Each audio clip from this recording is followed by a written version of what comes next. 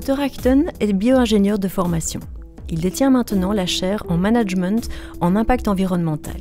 Il enseigne donc les techniques de mesure et de gestion des impacts environnementaux.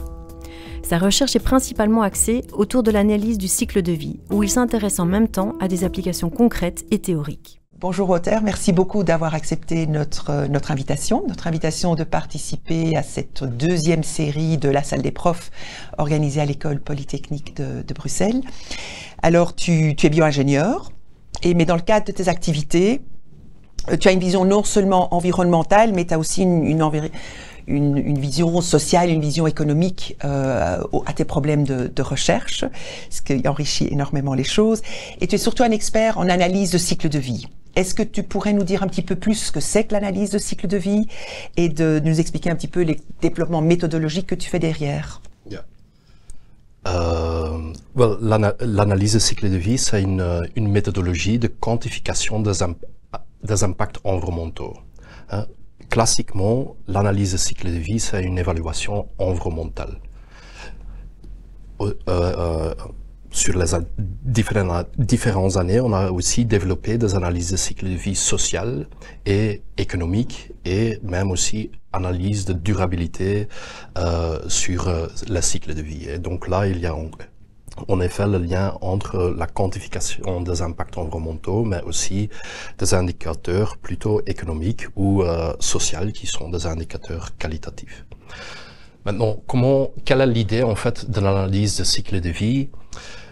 Chaque service ou chaque produit a un cycle de vie. On a besoin des matériaux primaires, on a besoin de les traiter et puis on doit par exemple assembler un produit avec ces différents matériaux. Puis le produit va avoir une vie et peut-être pendant sa vie, le produit consomme aussi d'énergie ou crée d'autres émissions.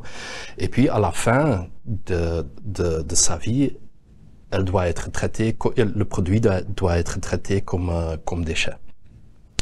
Et donc en fait, sur toute la vie, le produit crée des émissions ou crée des interactions avec l'environnement, soit des émissions vers l'atmosphère, soit vers le sol, soit vers les différents corps d'eau.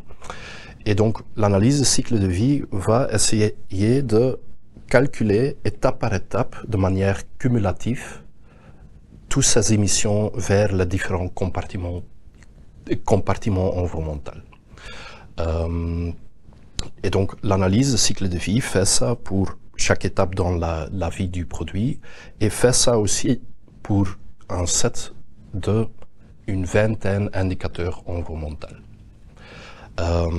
Tu peux nous donner des exemples de ces indicateurs environnementaux? Les usual suspects sont changement climatique, sont consommation d'eau, consommation des ressources fossiles,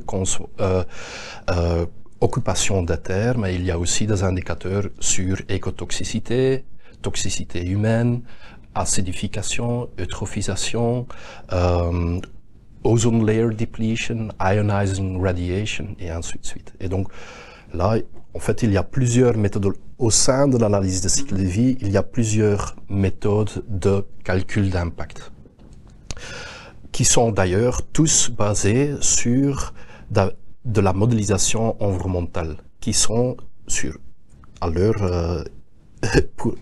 pour leur existence, qui se basent sur des études empiriques. Par exemple, si on parle d'impact sur la santé humaine, c'est vraiment des émissions qui sont testées et pour lesquelles on a calculé les risques d'impact sur différents aspects de la santé humaine, de la création de différentes maladies et ainsi de suite.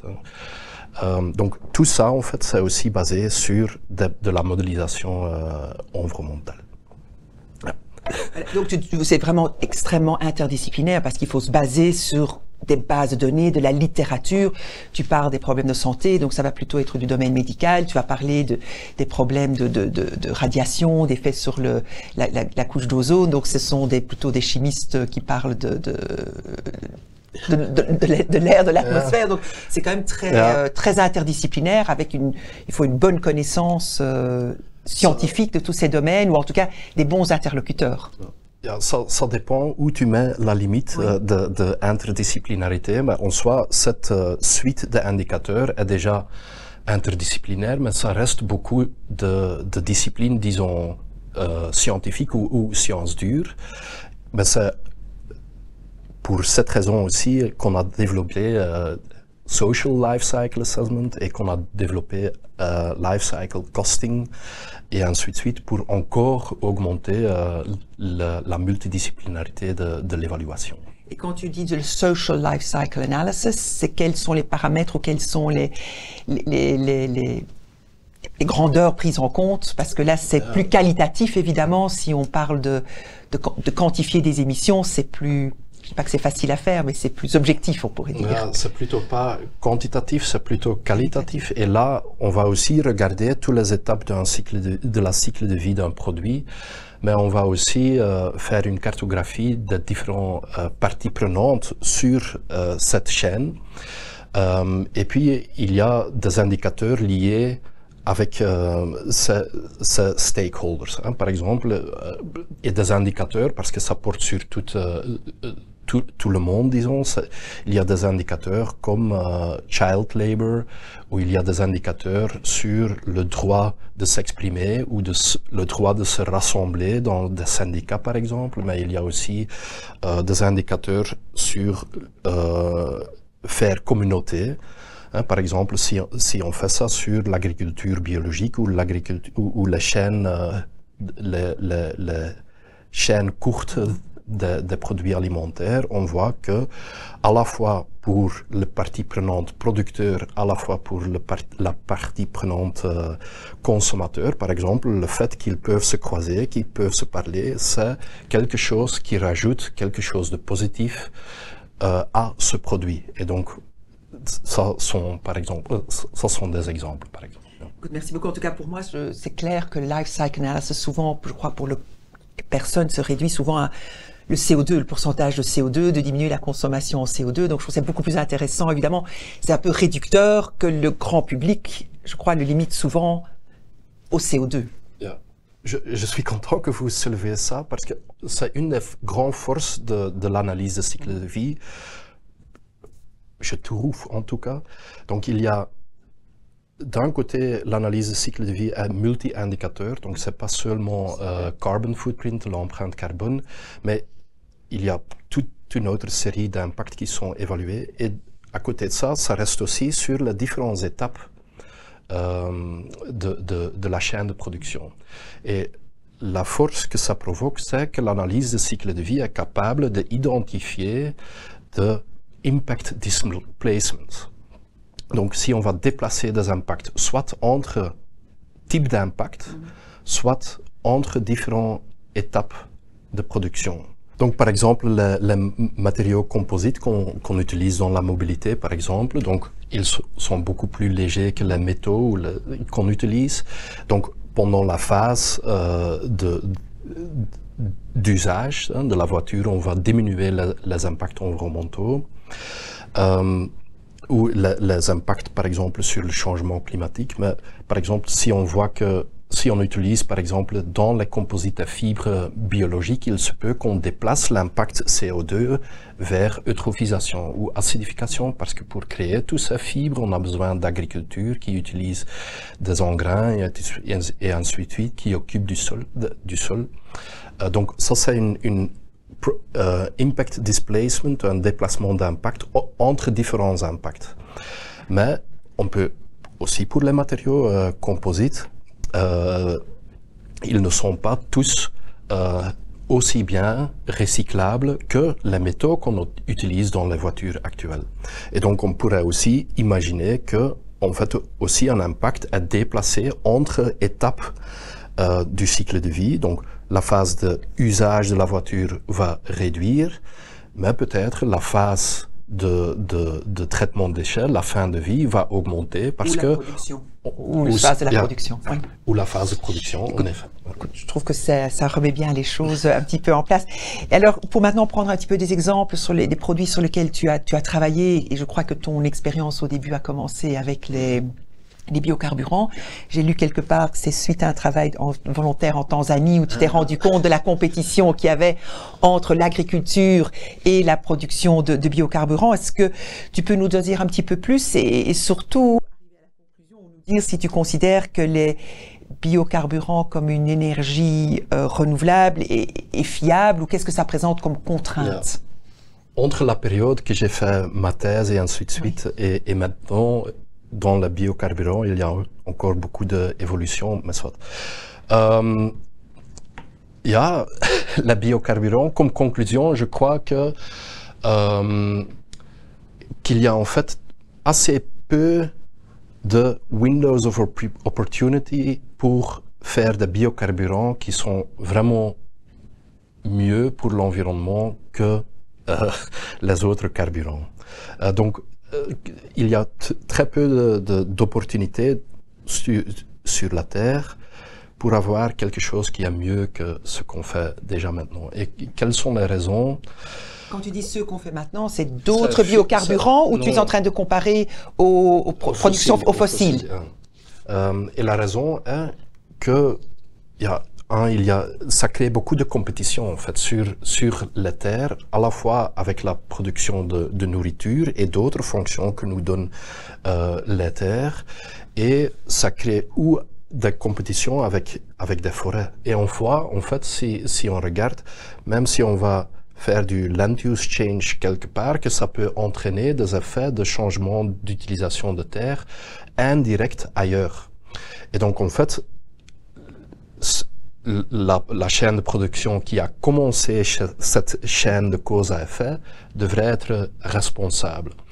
Et donc, si on doit couper une forêt, même si on doit convertir une prairie en production agricole d'huile ou quelque chose comme ça pour faire des biocarburants, on commence déjà avec un carbon debt qui est très, très grand. Hein. On parle maintenant des panneaux photovoltaïques et on calcule repayment time. On peut faire la même chose avec des biocarburants, mais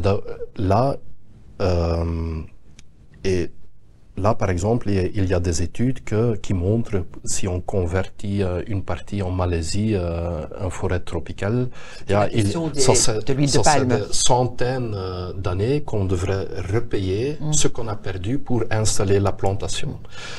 Donc ça, c'est un mécanisme, et tout le monde peut comprendre que c'est absurde de convertir une forêt en plantation biocarburant, mais même si on va convertir, même dans les zones arides, il y a très peu de terres sur la Terre qui ne sont pas utilisées, soit de manière récréative ou dans une autre production ou comme réserve naturelle ou je sais pas quoi. Donc, et si on va occuper ça pour une production humaine, on va pousser ces activités ailleurs et eux, ils vont libérer de la place. Et donc, voilà. Donc c'est plus mitigé comme solution qu'on pense que tout ça était biocarburant, c'était égal à bon, c'est plus mitigé. Si on regarde juste les systèmes isolés, hein, on va prendre quelque chose de biologique et on va le brûler après, donc le cycle du CO2 est assez court parce que l'arbre ou la plante va absorber du CO2 et un peu plus tard on va le relibérer. Donc, en tant que concentration, si on regarde ça de manière isolée, le système de biocarburant peut réduire des impacts sur le changement climatique, mais si on regarde sur les effets conséquentiels ou plus systémiques, là, par exemple, avec le carbon debt, là, on voit que ça devient très difficile de trouver un lieu où le système produit suffisamment pour justifier le changement d'utilisation de terre. Et les biocarburants qu'on parle de deuxième, troisième génération, on regarde maintenant la production de lipides par des algues, c'est quelque chose qui pourrait potentiellement être viable? Parce que là, c'est plus la compétition avec les terres agricoles ou les terres à d'autres applications, mais c'est peut-être une question de cette troisième génération, ils ont une prestation meilleure au niveau environnemental. Et tout dépend un peu sur la chaîne de production de ces algues. Et peut-être aussi si c'est pour une utilisation locale plutôt qu'une utilisation globale. Je suppose que si on réfléchit à un niveau plus local, ça pourrait être viable plus localement et pas nécessairement sur une... Ja, bien sûr, parce qu'on rajoute des étapes de transport. Oui, tout ça aussi qu'il faut faire aussi. Alors, tu as aussi travaillé sur d'autres sujets, pas seulement les projets des biocarburants. Comme tu dis, c'était il y a longtemps et les choses ont fort évolué depuis que tu as d'abord réfléchi à ce problème. Est-ce que tu peux un petit peu nous dire sur d'autres systèmes de production ou d'autres produits sur lesquels tu as travaillé? Je pense en particulier à des produits à base d'insectes ou bien les trottinettes partagées, qui sont vraiment deux sujets qui, pour vue de l'extérieur, sont très différents. Peut-être l'une et puis l'autre dans... Ja. Donc, on a aussi travaillé sur l'alimentation et notamment maintenant il y a une doctorante chez nous qui travaille sur le régime alimentaire belge. Et donc, c'est clair que, par exemple, les protéines à base de la production animale sont assez mauvais pour l'environnement, ça c'est connu je crois. Donc, en effet, on a eu un projet dans lequel on a utiliser la production des insectes, mais pour peut-être substituer les protéines dans notre régime. Mais en fait, ce qui est intéressant dans ce système, c'est les insectes ne donnent pas que leurs protéines.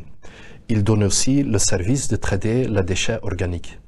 Et donc là, dans l'analyse de cycle de vie, qui est d'ailleurs standardisée par des normes ISO, et la norme ISO prévoit si un système de production donne plusieurs produits ou donne plusieurs services, il faut attribuer une partie des impacts aux différents services. Et donc ça, c'est intéressant avec les insectes. D'un côté, ils vont remplir le service de traitement de déchets organiques, donc ils remplacent par exemple l'incinérateur ici ou des compostages industriels où il y a aussi des émissions directes qui sont liées. Donc elle va substituer là. Et de l'autre côté, elle va nous donner une source de protéines, disons, alternative pour notre monde, parce qu'ailleurs dans le monde, c'est déjà très connu en fait. Et cette source de protéines peut ensuite être utilisée soit pour nourrir notre production animale, par exemple substituer le soja qui est utilisé, ou fish oil qui est utilisé maintenant dans la production animale, ou peut en fait substituer en direct notre alimentation, parce que il y a des burgers, il y a des farines à base d'insectes et ainsi de suite. On trouve maintenant beaucoup de crackers et autres choses qui sont vendues à base de produits d'insectes. Et donc là, on voit, pour ces deux raisons, parce qu'on va on va couper en fait toutes les émissions cumulatives en amont, on va couper en deux, je dirais, mais il y aura une clé d'allocation qui donne une partie des émissions au service de traitement de déchets et l'autre partie aux protéines qu'on peut consommer. Et donc là, on voit en effet que ça peut réduire des impacts environnementaux si on le compare avec notre steak qu'on utilise, qu'on mange souvent. Donc ça, c'est clairement un procédé qu'on voit qui est favorable et qu'on peut le quantifier. On fait une analyse avec les analyses de cycle de vie. Mais alors, je crois que pour les trottinettes partagées, la situation est plus compliquée. Donc pour une trottinette partagée, là on va aussi faire des analyses de cycle de vie comparatives, disons. Il y a différents moyens de transport pour parcourir une certaine distance. On utilise alors une unité fonctionnelle pour définir le service qui est donné, par exemple one passenger kilometer, donc 1 kilomètre parcouru par une personne. Et comme ça, on peut comparer 1 kilomètre parcouru pour une personne à pied ou en voiture ou avec la trottinette électronique. Et donc là, on a travaillé avec une entreprise qui a déployé son système partagé ici à Bruxelles il y a 3-4 ans. Et donc là, on peut calculer l'impact environnemental ou par exemple changement climatique qui est lié avec la trottinette partagée et puis avec les autres. Et donc là, on a marqué que en fait, la trottinette est mieux que la voiture, mais est quand même moins bien que le bus ou le tram, et bien sûr que des trajets à pied ou en vélo. Et donc c'est ça en fait si on dépasse un peu le scope d'une analyse de cycle de vie et on met à côté de ces résultats-là les enquêtes qui sont faites sur les utilisateurs des systèmes partagés, une enquête dans laquelle on questionne qu'est-ce que vous faites en fait, qu'est-ce que vous substituez en fait avec cette trottinette. Là, on voit que une bonne partie des trajets où on utilise maintenant la trottinette étaient des trajets à pied ou en vélo ou transport en commun. Toujours des petits trajets, hein. On ne fait pas non plus des vingtaines de kilomètres avec la trottinette, mais bon, il y a... Et donc, si on intègre cette donnée-là encore avec les résultats de l'analyse de cycle de vie, on voit clairement qu'en fait, l'impact total de la mobilité ou de ces étapes de transport a augmenté parce que avant, on fait quelque chose à pied, donc on utilise juste notre énergie qui se libère à travers notre métabolisme. Et le lendemain, on utilise quand même un moteur électrique qui a besoin d'électricité. L'électricité est produite quelque part, doit être distribuée, mais la trottinette même aussi, elle doit être déployée, elle doit être rechargée. Donc la trottinette... Et aussi, je suppose que ces trottinettes n'ont pas nécessairement une durée de vie extrêmement longue. Surtout quand c'est un objet partagé dont on n'a pas nécessairement... On ne s'en occupe pas aussi bien que si c'était un objet personnel. En effet, une des raisons principales pour laquelle la trottinette a un score moins bien qu'un bus même à diesel, c'est parce que en fait la durée de vie, dans notre analyse, on s'est basé sur les données de cette entreprise-là et la durée de vie était 7 mois et demi ou quelque chose comme ça. Et donc, l'usage ou les kilomètres qu'une trottinette peut parcourir sur 7 mois, ça ne justifie en fait pas l'extraction de toutes ces matières primaires qui sont nécessaires pour la batterie, pour l'électronique, pour même l'aluminium, pour le cadre, etc., etc. Et donc voilà, la durée de vie, c'est en effet aussi très important. Donc je crois que tout ça c'est extrêmement important parce que je crois que c'est pas nécessairement le message qui passe. Donc je crois que communiquer là-dessus, les analyses de cycle de vie pour vraiment avoir une vision totalement complète, il y a beaucoup de personnes qui ne l'entendent pas ou qui ne veulent pas l'entendre, ou bien est-ce qu'il y a un manque de communication là-dessus vers le grand public pour qu'ils soient conscients. Je crois que les jeunes qui j'espère vont regarder la vidéo et qui utilisent leur trottinette électrique, bon maintenant se disent oups, peut-être que ce n'est pas si positif que ça. Je ne sais pas à qui c'est de communiquer, mais moi je trouve que même juste un raisonnement de base que si j'utilise aujourd'hui juste mon vélo ou un trajet à pied et je prends la décision d'utiliser un moteur, là ça doit être clair juste dans la tête que tu vas polluer plus, tu consommes plus d'énergie et ainsi de suite. Et comme toutes les choses, si on prolonge, c'est tout le raisonnement d'une économie circulaire aussi, si on prolonge la durée de vie des produits ou si on les rend réparables et ainsi de suite, ça va diminuer les impacts environnementaux par unité de service rendu. Donc est-ce que tu penses que le développement de ces outils de quantification pour les analyses de cycle de vie va permettre à notre société de réfléchir autrement, ou est-ce que la société va pouvoir continuer à évoluer comme elle fait pour le moment? Est-ce qu'il y aura une prise de conscience? Ça, c'est une très grande question. Sur cette question, on a en fait développé un cours, la vie des chiffres environnementaux.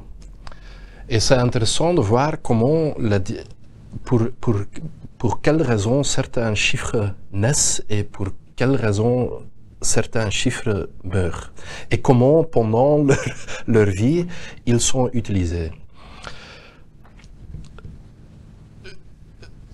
Je pense que il y a un volet, je crois, dans votre question qui est purement technique ou qui est purement lié avec des produits.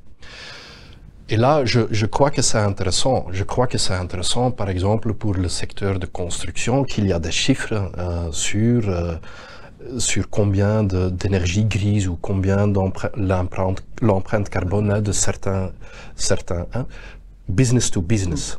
Comme ça, les architectes peuvent utiliser ces chiffres pour prendre des décisions. Puis, par exemple, sur le consommateur, là, l'effet de sensibilisation, de mettre des labels sur des produits, ça peut être intéressant, mais je pense aussi qu'on arrive quelque part à une sorte de fatigue. Tu peux probablement acheter des produits avec 5, 6 labels, Fair Trade, Carbon Footprint, Biological Production, et en fait le consommateur ne sait plus ce qu'il y a dedans. Et on peut voir qu'il y a peut-être par exemple aussi de concurrence entre les labels, la même chose avec le Nutri-Score, EcoScore. Je trouve ça intéressant, mais je me demande aussi, est-ce que ça fait quelque chose, est-ce que ça vraiment fait quelque chose? Et puis, il y a toute la discussion sur les incertitudes, parce qu'on peut toujours trouver une étude qui dit X et une autre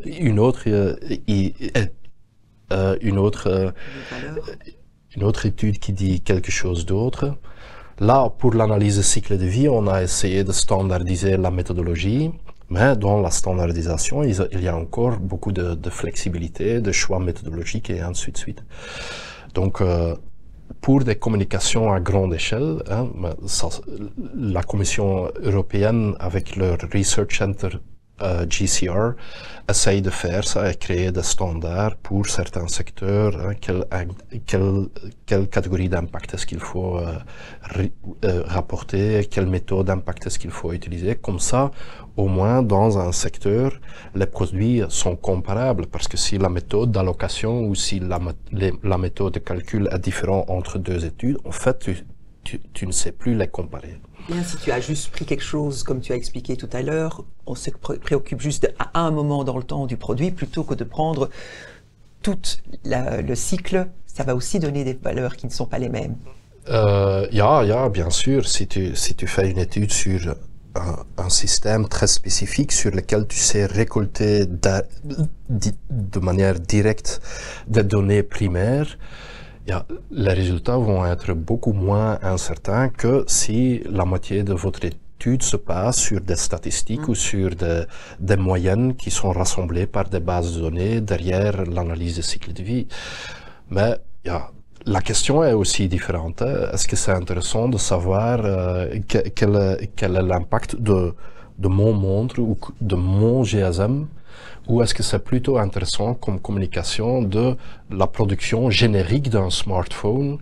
Mais voilà, ça se base sur des données génériques avec leur incertitude qui va se rajouter sur les incertitudes et modèles environnementaux qui sont derrière. Donc, est-ce que ça va changer notre société?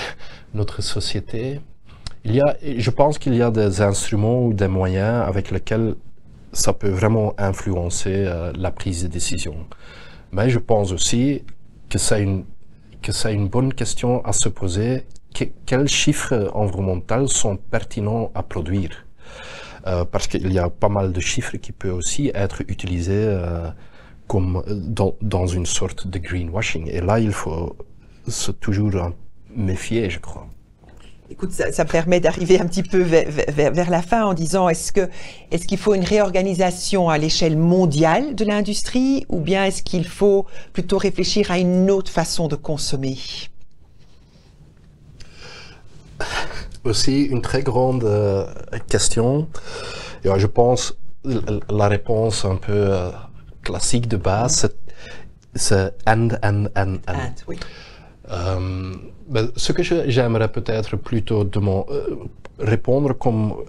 comme réponse, c'est si vous parlez de vraiment réforme industrielle ou vraiment un grand changement de type de consommation, ça doit être clair que c'est vraiment une réforme ou c'est vraiment un shift, paradigm shift. Par exemple, là, autour de l'économie circulaire, il y a pas mal de discussions. L'économie circulaire, il y a des objectifs sur la création d'emplois, mais aussi la réduction de consommation de ressources, sur la réduction des impacts environnementaux. Ok, on a aussi fait des études et c'est pas que chaque solution circulaire est mieux pour l'environnement, mais bon. Mais en fait, est-ce que ça représente un paradigm shift pour notre système, disons, global? Ça, je suis plutôt critique. En fait, l'économie circulaire est toujours là pour stimuler growth, pour garder le croisement d'une économie. Et donc, là, on peut aussi se poser des questions.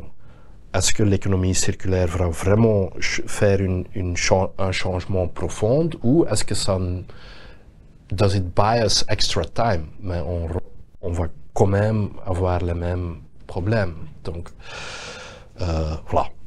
Comme réponse, je ne sais pas si c'est vraiment une réponse à votre question. Je crois que j'ai beaucoup apprécié notre discussion parce qu'on voit que c'est quelque chose qui est extrêmement compliqué, que j'ai beaucoup apprécié ton honnêteté en disant ben, ça dépend ce qu'on prend en compte, ce qu'on prend pas en compte, d'entendre aussi que c'est pas parce que c'est biologique que c'est nécessairement bon, parce qu'il faut réfléchir à, je crois que tu as utilisé le terme le payback time, donc dire qu'on utilise des plantes, oui, mais on a dû les remplacer autre chose, on utilise des insectes, mais il faut aussi nourrir ces insectes pour qu'elles puissent produire quelque chose, donc je trouve que c'était très nuancé de ta part de dire que ce qui est biologique n'est pas nécessairement bon. C'est pas pour autant qu'on dit que c'est mauvais, mais je crois que ça va obliger tout le monde à réfléchir d'une manière un petit peu plus large. Donc merci beaucoup, Wouter. Merci. Avec plaisir.